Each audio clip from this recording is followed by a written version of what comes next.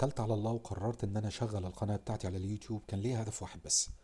هدفي ان اي حد يدخل مجال الديجيتال ماركتينج ما يتعرضش اللي انا تعرضت له في بداية حياتي من اكتر من 14 سنة. انه ما يضطرش يدفع فلوس كتير جدا في كورسات ملهاش اي لازمة.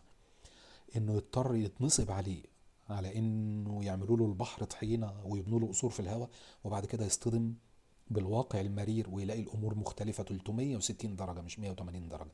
ده كان كل هدفي، ان انا اساعد اي حد عايز ياكل عيش بما يرضي الله. تمام. بس صدقوني والله انا مش عارف اقول لكم ايه، انا في قمة الفرح والسعادة. بسم الله ما شاء الله من كم التفاعل وكم الناس اللي موجود على القناة. الفضل والمنة لله ان ربنا جعلكم سبب في نشر القناة ديت. تمام.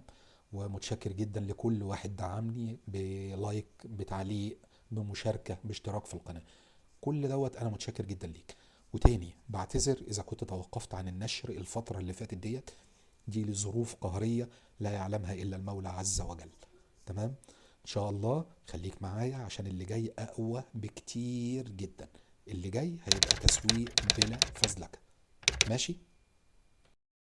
عشان خاطر نقدر نرد جميل للناس المحترمة اللي موجودة على القناة، أنا عملت لكم هدية قيمة جدا إن شاء الله هتكون مفيدة ليكم.